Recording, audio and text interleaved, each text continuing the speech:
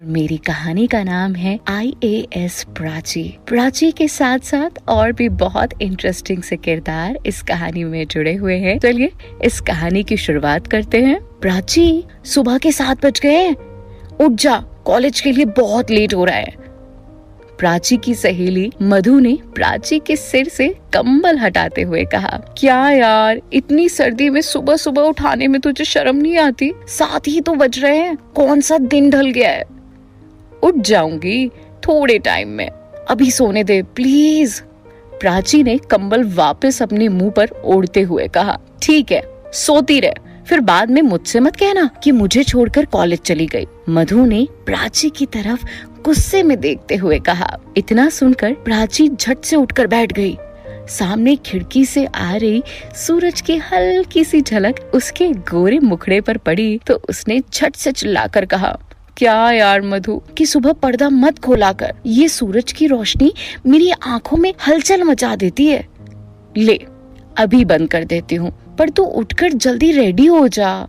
मधु ने खिड़की की तरफ बढ़ते हुए कहा। मुझे तो रेडी होने में सिर्फ 10 मिनट लगते हैं, प्राची ने हंसते हुए जवाब दिया। हाँ, तभी तो 25 मिनट तेरी ये लंबी जटाएं सुलझाने में लग जाते हैं, मधु ने मजाक के स्वर में कहा। हाँ, ज्यादा बातें मत बना, जाकर ब्रेकफास्ट बना ले, मैं तब तक नहा कर आती हूँ। प्राची इतना कहकर जाने ही लगी, इतने में मधु ने दौड़कर प्राची को पकड़ते हुए कहा, मैडम, आज फ्राइडे है और फ्राइडे को ब्रेकफास्ट बनाने की ड्यूटी आपकी होती है। ये सुनकर प्राची ने अपने दांतों को किटकिटाते हुए धीरे से कहा, मर गए, पहले से ही लेट हूँ, ब्रेकफास्ट बनाऊंगी तो पक्का शेट्टी सर की क्लास छूट जाएगी।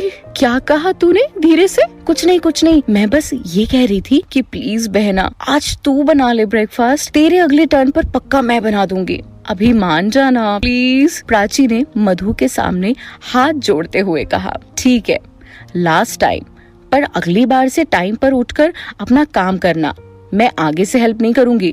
पक्का बाबा, पक्का, गॉड प्रॉमिस, मैं आगे से टाइम पर जागूंगी, बस आज हेल्प कर दे, आगे से पक्का मैं सब कर दूंगी। प्राची ने रिक्वेस्ट करते हुए कहा, ठीक है, अभी तू जल्दी से नहाने जा, जब तक मैं ब्रेकफास्ट बनाती हूँ। इतना सुनकर प्राची नहाने चली गई और मधु किचन में जाकर ब्रेकफास्ट रेडी करने लगे। करीब 10 मिनट बाद प्राची वॉशरूम से नहाकर निकली और कमरे में जाकर अपने बालों को सुलझाने लगी। ये देखकर मधु टेबल पर नाश्ते की प्लेट रखते हुए बोली, यार वैसे भी हम 10 मिनट लेट है, अब अगर तू अपने बाल सुलझाएगी ना तो पक्का आज 1 घंटा लेट हो जाएंगे। अभी ऐसे ही जूड़ा बांध ले और निकल चल कॉलेज के लिए। यार तेरी वजह से मैं रोज अपने बाल नहीं सुलझा पाती हूँ, देख कितने रफ होते जा रहे हैं। प्राची ने अपने उलझे हुए बालों की तरफ देखते हुए कहा। मधु ने नाश्ता करते हुए एक नजर प्राची के बालों की तरफ देखा, फिर दोबारा नाश्ता करने लगी। हाँ, तो किसने कहा है तुझसे इतने बड़े बड़े बाल रखने को?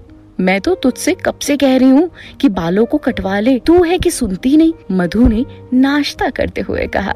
यार तुझे पता है ना, मुझे 2 चीजों से ही तो प्यार है, एक अपने बालों से और दूसरे अपने सपने से, प्राची ने झट से जवाब दिया। हाँ, बस रहने दे, अभी जल्दी से जूड़ा बांधकर नाश्ता कर और निकल चल। ठीक है, प्राची ने कंघी ड्रेसिंग टेबल पर गुस्से में फेंकते हुए कहा और जाकर डाइनिंग टेबल पर रखी प्लेट में से ब्रेड का एक स्लाइस उठाकर मुंह में डाला और पर्स उठाकर मधु के साथ कॉलेज के लिए निकल गई। मधु और प्राची दिल्ली में रूम किराए पर लेकर रहती थी।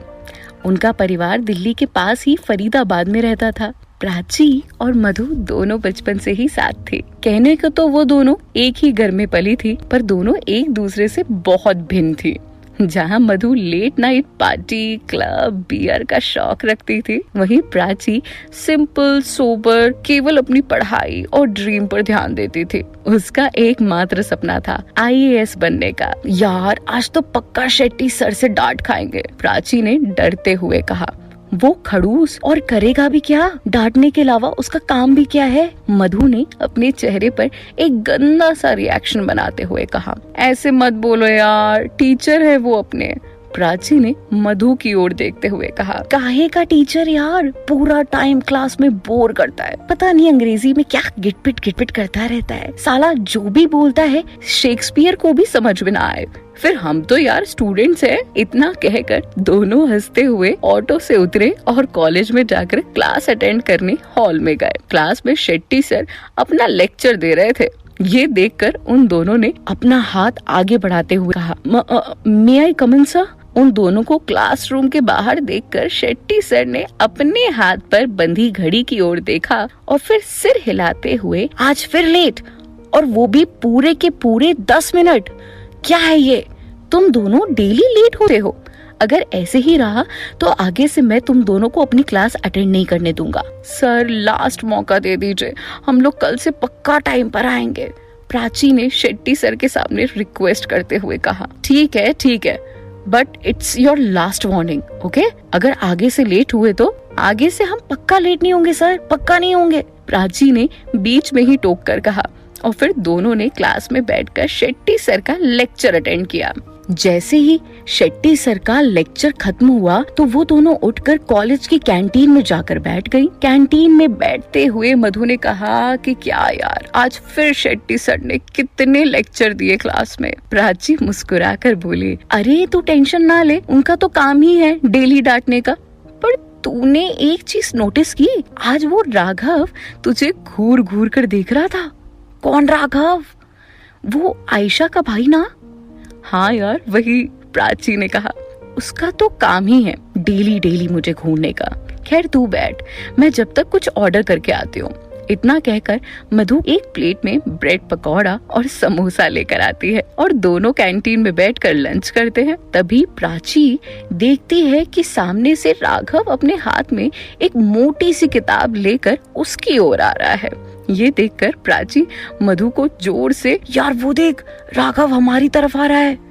ओह शिट यार, अगर ये यहाँ आ गया तो पक्का हमें पागल करके छोड़ेगा, बहुत दिमाग खाता है ये। चल जल्दी से अपना बैग उठा और वापस रूम में चल। प्राची मधु की ये बात सुनकर चेयर पर से अपना बैग उठाती है। अब आगे क्या होता है, क्या राघव की इनसे बातचीत